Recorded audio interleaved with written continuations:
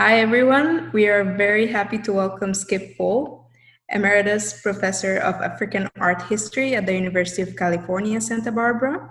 His specialty is in African art. He's also taught and researched in oceanic art, Native American, and Indonesian art. He has taught briefly here at the UCLA and University of Cape Town in South Africa. With 4 years of field research centered in southeastern Nigeria, Ghana, Kenya, and Cote d'Ivoire, Skip Cole has authored, co-authored, and co-edited 11 books and over 60 essays on African arts. He has organized over a dozen African art exhibitions at UCLA, UCSB, LACMA, and Smithsonian Institute. He is also consulting museums in the US and abroad. And for the past 16 years, he has been an artist himself, carving miniature works of African art. Today's talk, Maternity, Mothers, and Children in the Arts of Africa, is based on his most recent book. So without further ado, please join me in welcoming Skip Cole. Thank you very much indeed. Thanks for inviting me to give this talk. Good afternoon, everybody. As was just said, my talk is about motherhood in Africa. And on the left side of your screen, you're seeing a Dogon mother, a young Dogon mother, a joyous mother with two of her children in Mali. And I suppose there are some people here who don't know the geography of Africa particularly well. Whoops. So Mali is where my pointer is. We're going to roam all over the continent today, mostly West Africa in forest and savanna regions, and the Central Africa, what is now the Congo. But we'll also stop briefly in ancient Egypt, in Ethiopia, in Kenya, and towards the end of the talk in South Africa. I want to talk about the nature and complexity of maternity in Africa and its contexts. And I'd also like to point out two of my pet peeves, that things that bothered me as I was working on this project for a long time. The project began 54 years ago in southeastern Nigeria among the Igbo people, when I encountered an Mbari house, 1966.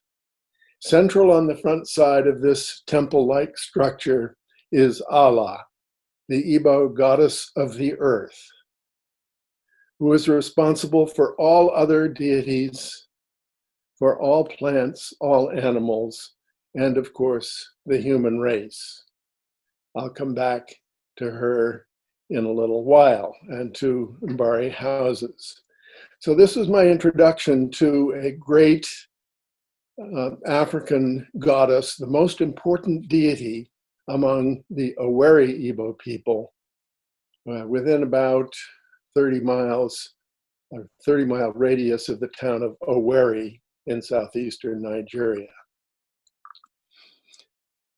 About 25 years ago, in a book by Susan Vogel, whom some of you know, I encountered the quotation on the screen about a Senufo, mythical, legendary mother, ancient mother, who nourishes Senufo initiates with the milk of knowledge. A phrase that I just find marvelous in terms of the education and the socialization provided by mothers everywhere, of course. On the left is a very stylized Senufo maternity image and a living maternity nursing her child in a slide that I took in 1978. And about 3 years ago, as I was deeply into this project, I encountered the Red Monastery in Egypt, a 14th century image on the screen of the Virgin Mary suckling the Christ child. And the prayer on the screen is, and I'll read it, "We wish that you would deign to give us a little milk from your breast so that we might drink it and never die.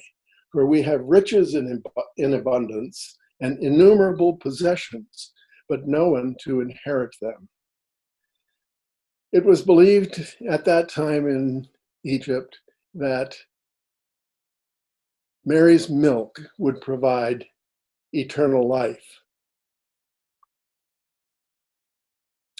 Back to Mbari houses. On the left is Allah with her two children beside her. She is a woman past childbearing, a great woman, a man among women, as the Igbo say. And the Mbari house is a sacrifice made for her especially, and for other deities, but principally for Allah, goddess of the earth. And in the central slide is Amadioha, dressed as a white man with his wife beside her. Amadioha is the Igbo god of thunder, lightning, and rain. And this deity, the sky deity, of course, fertilizes earth to provide for all living creatures. On the right side is an image towards the top of the sun, moon, and rainbow. And the seated figure is Mamiwata, a deity figure that is known to some of you.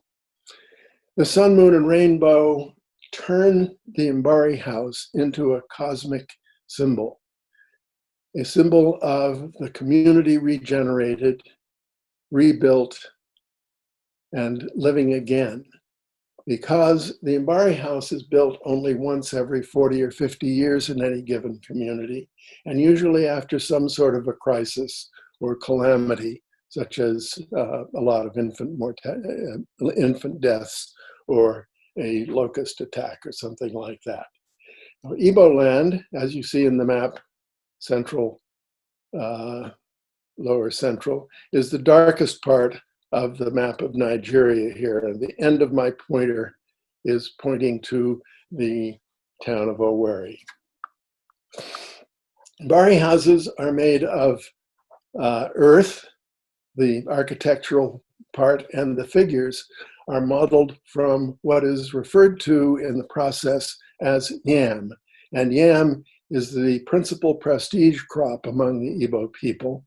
And you see a woman drinking some palm wine, taking a break from pounding anthill clay in a mortar, a food mortar, the same kind of mortar that is used for pounding yam, making it into fufu, which is eaten on festive occasions and sometimes daily by the Igbo people. And on the right is an artist modeling a figure with this anthill clay, which in the process of Mbari, and it can take a year or more to make an Mbari house. Dedicated to earth and never repaired, so that it melts back to the earth to whom it was dedicated to refertilize that earth to provide for another generation.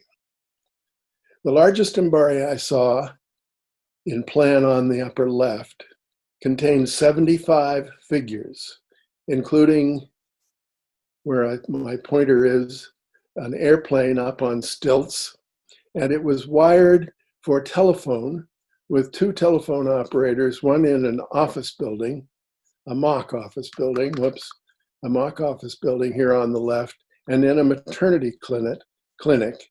Again, of course, all the figures are made in sun-dried anthill clay. This is not a portable art form, but a transient one. And in the old days, when they first recorded Mbari house was about 1900, they deteriorated within 3 or 4 years.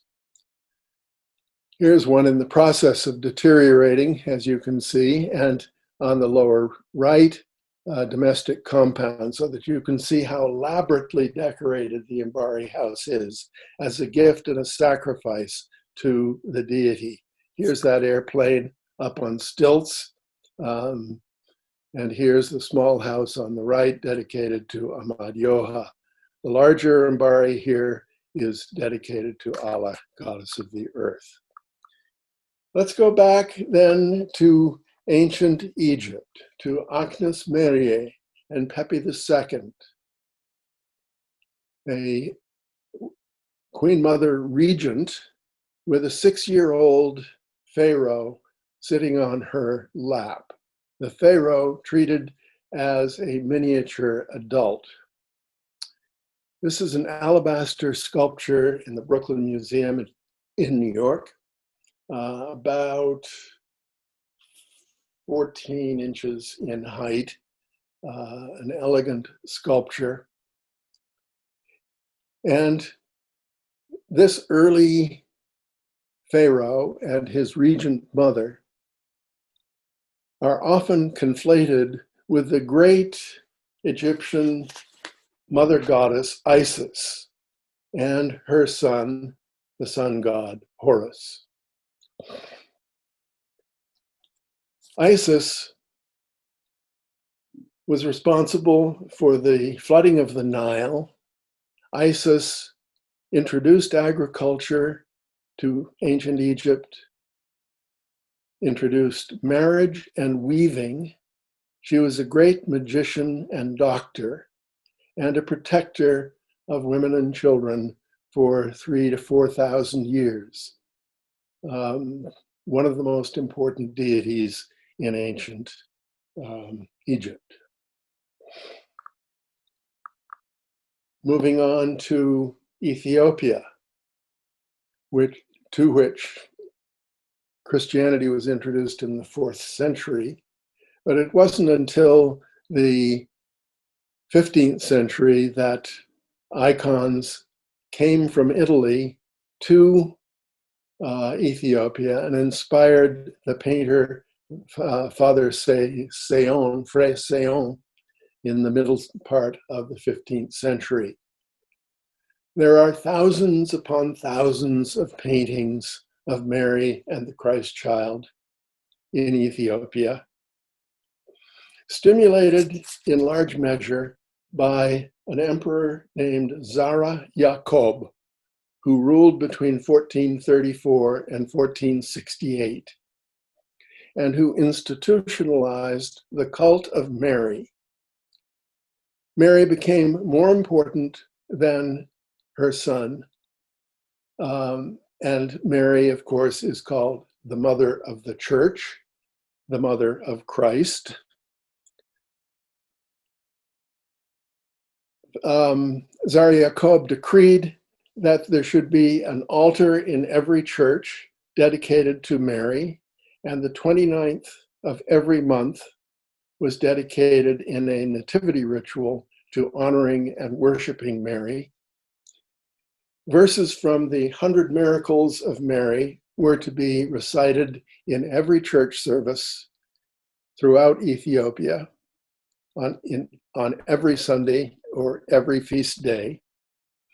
And every time Mary's name or Christ's name or Zara Yacob's name was mentioned in a service, people had to prostrate themselves in honor of these three individuals. So we have a continuation of what began really in ancient Egypt, which is a kind of politics of maternity. And Ethiopia was unified as an empire by Zara Yacob using the cult of Mary as a device to bring everybody together. Our next example comes from the Democratic Republic of the Congo among the Pende peoples. And you're seeing on the left a chief's house, a paramount chief's house, an important chief. There are only half a dozen or 8 very, very important chiefs in this part of Congo among the Pende-speaking peoples. This is a house that the paramount chief lives in, And in its inner sanctum, which is his bedroom, are many of the sacred emblems that he will display on occasion to show his power as a chief, or really one could say king. The finial figure of a mother and child announces and guards that palace, visible from a considerable distance. And the house has a series of vestibules so that nobody can get into the house, but except for the very interior of the house can be entered only by an important priest and the paramount chief himself. The center pole of that house sits atop a repository called the stomach of the house, which has all the seeds and plants grown in that area. The chief's wife, most important wife, first wife, he's often polygynous, at the installation of that chief and the dedication of his house, gives an axe to a priest who beheads a dog. Thereupon, this invocation is recited about the house and its center pole, which is in fact a kind of axis mundi. You are the center pole of the house. You are the village with its people, fields, and forest. We have given you all the seeds for cultivation so that you may grip the earth as the seeds, the roots, grip the earth over there. All seeds grow. May you grow as the seeds grow, so that the women may give birth, so that there may be lots of palm wine, so that the hunters may kill their prey with their guns. So here is an anomalous mother and child, anomalous in that she's carrying a weapon, as Allah carried a weapon. And Allah, the Igbo earth goddess, carries a weapon to peel yams for her children, showing her generosity. But also, if you offend her by polluting the earth, as in warfare, she can kill with that same knife. So, like many deities in Africa, she is ambivalent. She has beneficent and malevolent qualities, depending on how she's treated by the people.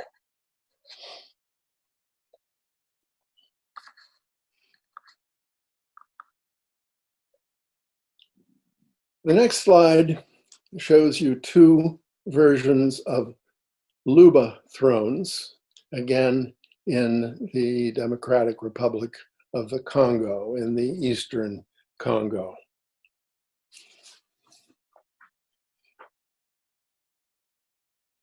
These are thrones that figure very importantly at the king's installation.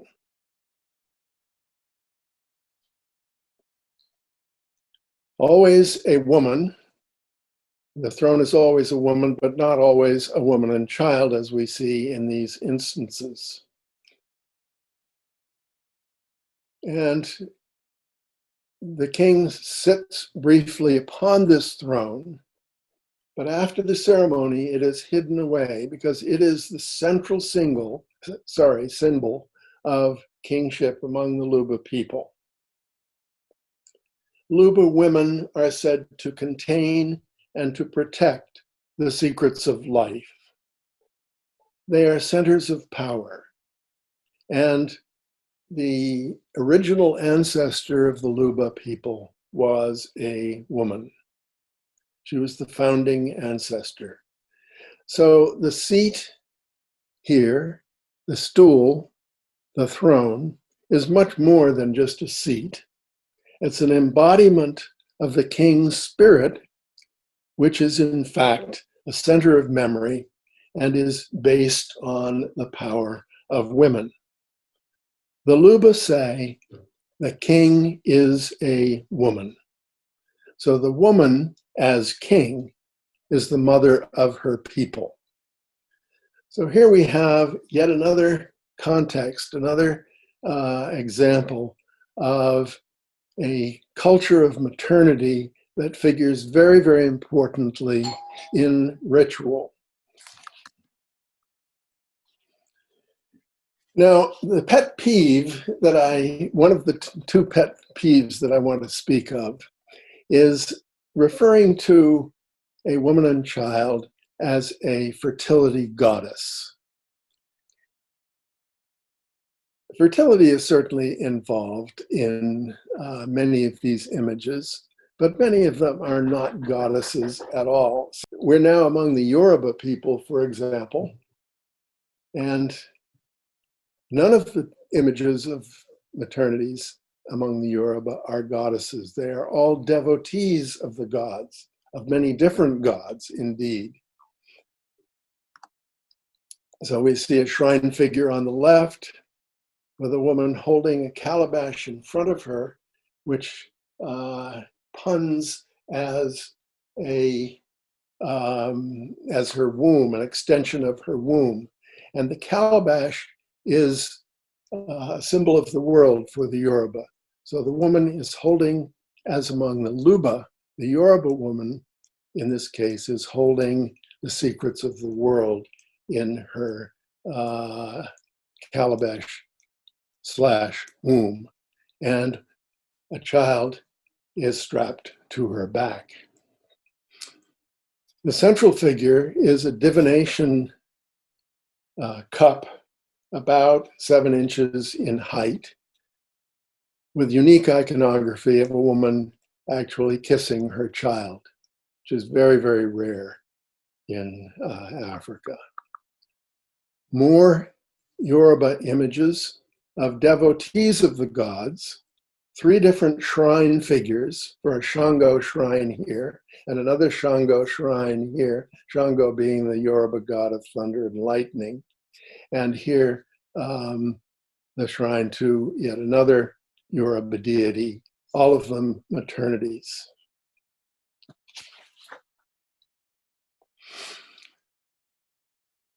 Three more Yoruba images, a beaded display figure from the kingdom of Ikere, a mother with a child strapped to her back, an offering bowl, she's holding a bowl in front of her.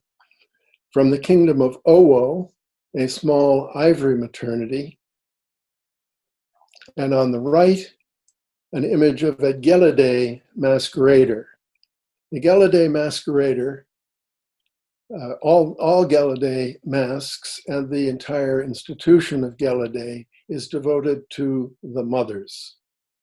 The Yoruba mothers are women past childbearing who, if they're treated well, will bring beneficence to the community, but if they're treated poorly, they can become witches and can destroy people and situations.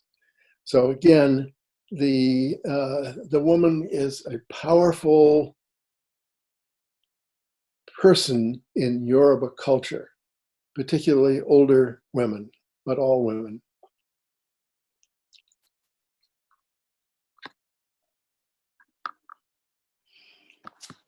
Moving now to Akan, Ghana. This part of Ghana in the southeastern segment.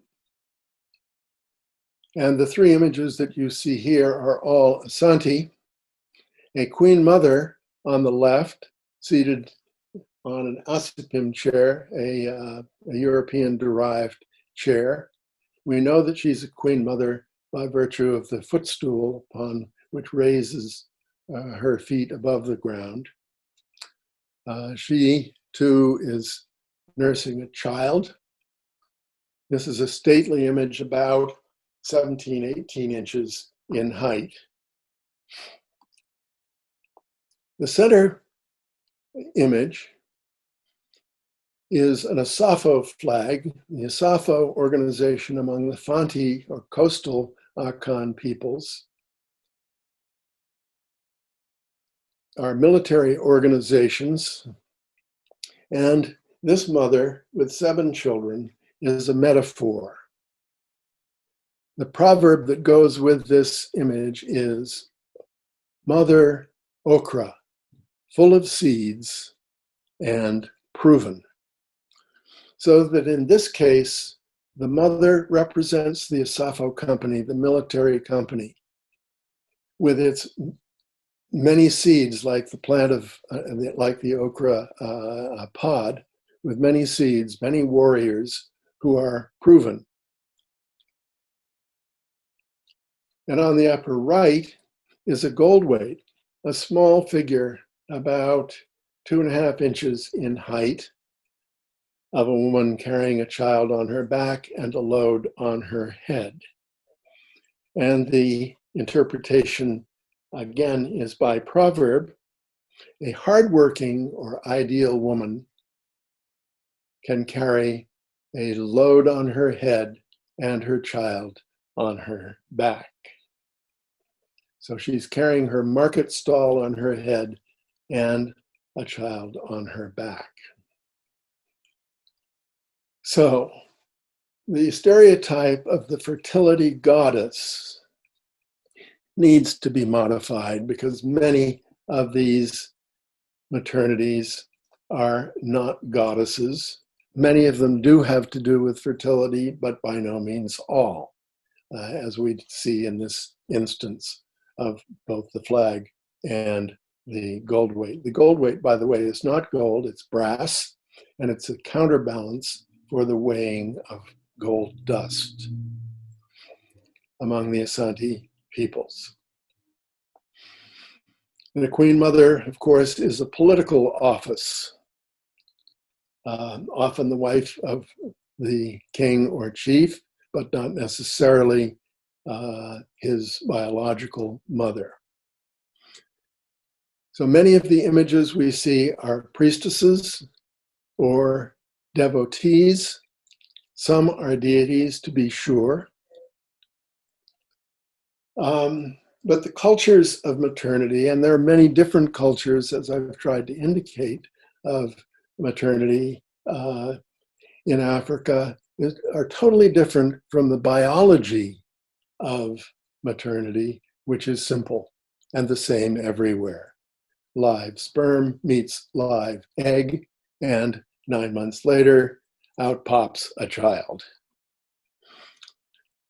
So the cultures, we don't often think of maternity or motherhood being a culture because we pretty much in our world share the same culture of maternity, but I've shown you how varied and relatively complex motherhood can be metaphorically and psychologically in Africa. And motherhood is quite different in Africa than it is in our world. Nursing continues for 2 to 3 years, typically,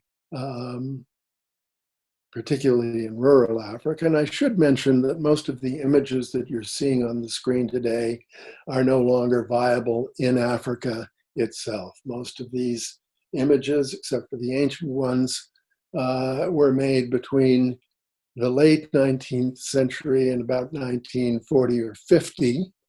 And the bulldozer of Western civilization has pretty much eradicated this traditional art. I'm not showing you contemporary images of mothers and children, which abound in Africa, because there's just not enough time in this talk. So typically in Africa, a mother has her child with her pretty much 24/7 for the first several years of its life. And the girl children will stay with their mother until they're married. The boy children will stay until they are initiated and removed and enter the male realm between the ages of 14, between the ages of 8, 9, 10 to about 14 or 15.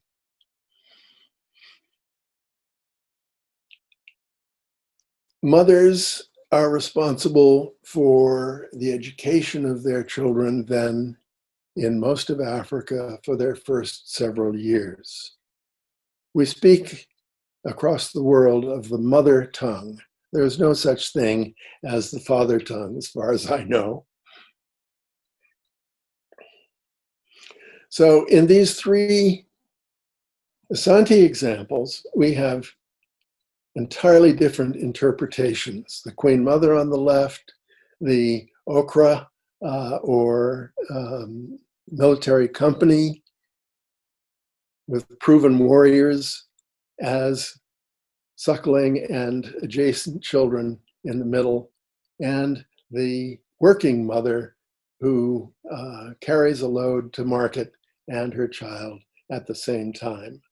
None of these are deities. They are ordinary civilian people. But there are, of course, many deities as well.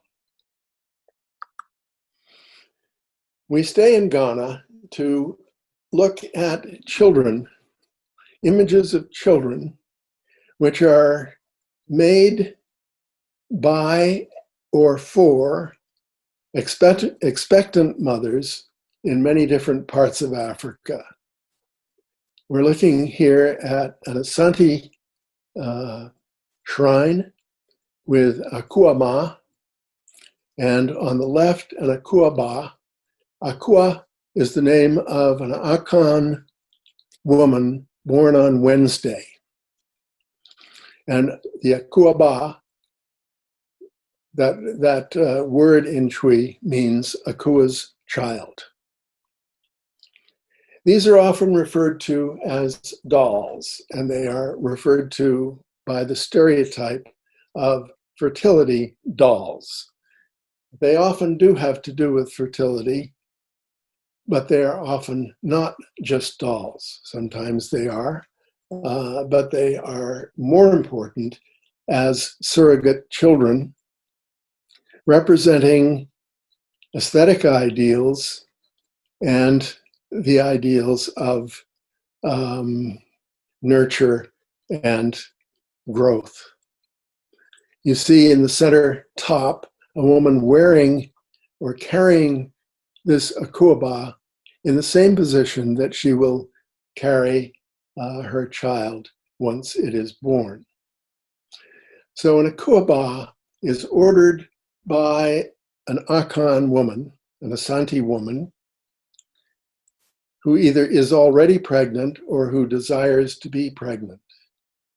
And there is a story, a legend about Akua in ancient times, having been barren, and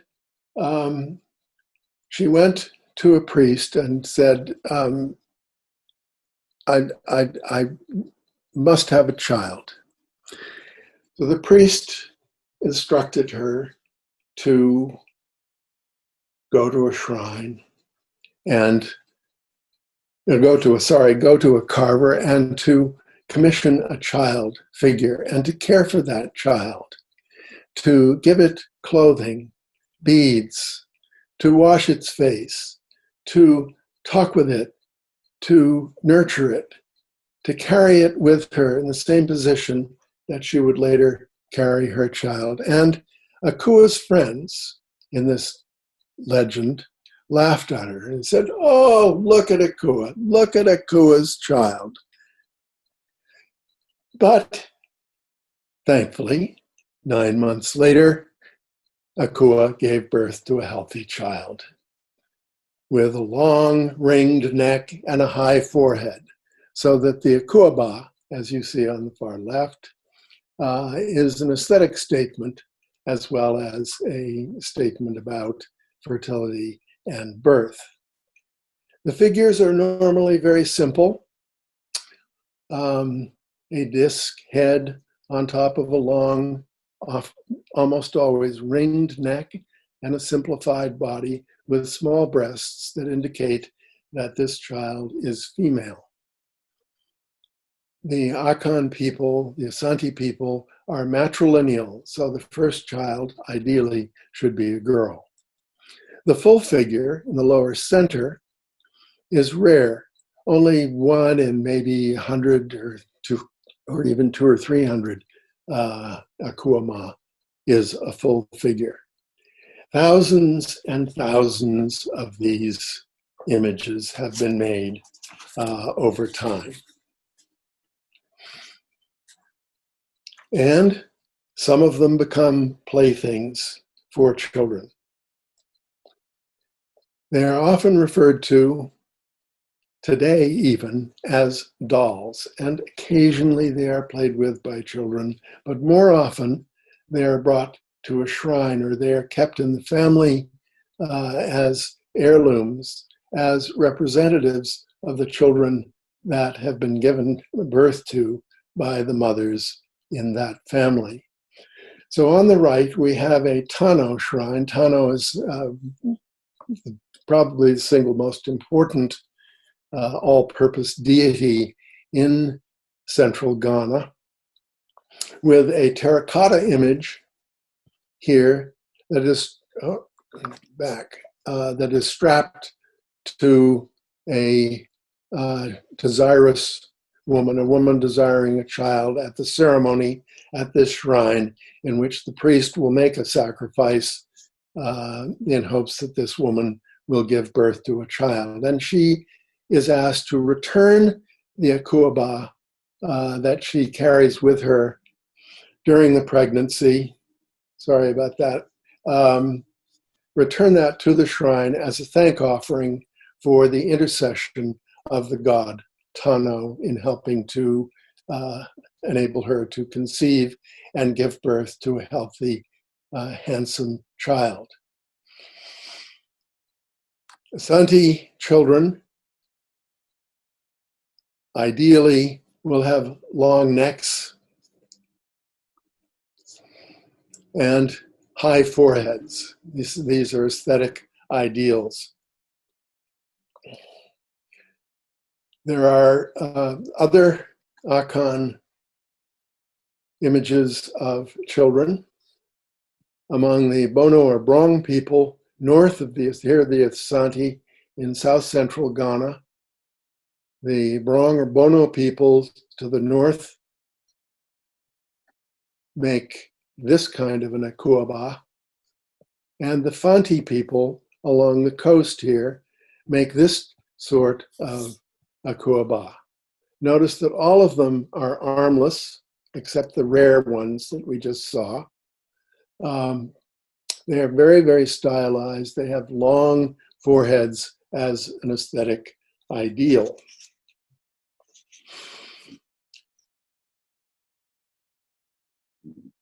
So we're talking about the culture of maternity here, which has many different dimensions to it.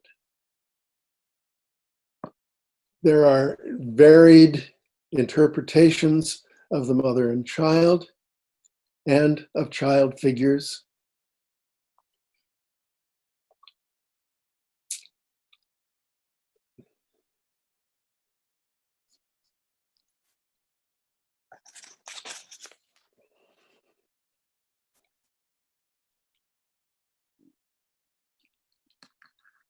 There are other child figures. In fact, there are at least 75 different cultures from West Africa, Central Africa, even Egypt and Southern Africa that make images of children.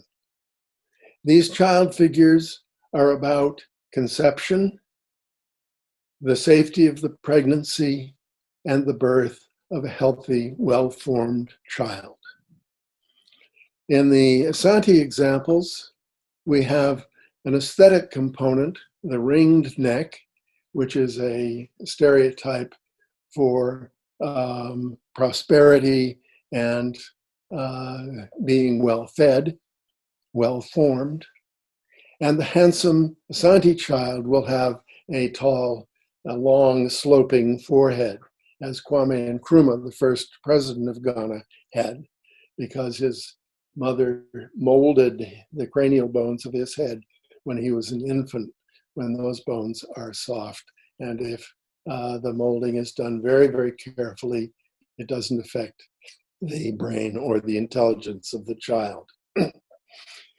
So most of these child figures are consecrated, and they really are power images. They're simultaneously infants and small children.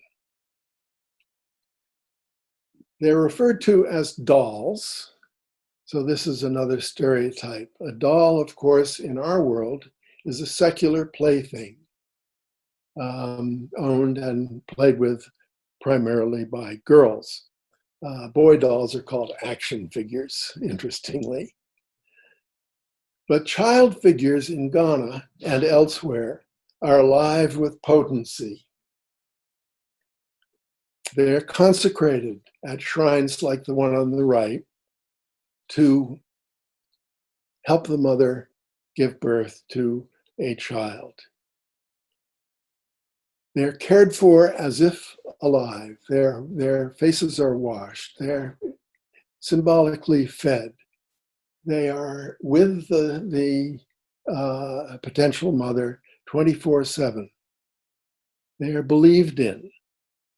So to refer to these images as fertility dolls is a simplistic kind of stereotype. Yes, they are about fertility. And yes, they sometimes become dolls, but more often they become family heirlooms, or they are given to the shrine as thank offerings, as you see on the right. It does not do the intelligence of the Akan peoples a good service to reduce these images to the stereotype of fertility doll, because they incorporate so many other aspects of human life, of prosperity, for example. When we come to Namche example of a child figure in northern Cameroon, up here in Cameroon, the very northern part of Cameroon, we see very, very elaborate beadwork. The Namche people are, by all standards, impoverished among African peoples, but they lavish upon their potential children lots and lots of beads, imported beads, or locally made beads, or cowrie shells, which are money. And they are worn, as this woman is, 24/7 until the child is born. So they too are prayers for a healthy child. Other child images: Turkana in northern Kenya, Fali, neighbors of the Namche in northern Cameroon, and Tsonga peoples in South Africa, dressed as an adolescent girl is dressed. All of them heavily beaded, showing that the urge is for prosperity as well as for a child. These images are cared for as if alive. They're fed, they're prayed with and to, they're carried and nurtured and nursed. But of course, the young mothers or the potential mothers know that they are images and beads. But the belief in this instance is, as it so often is, more important than reality. So to refer to these images as fertility dolls is a simplistic stereotype, and it does not do credit to the depth of thought and feeling among many African peoples.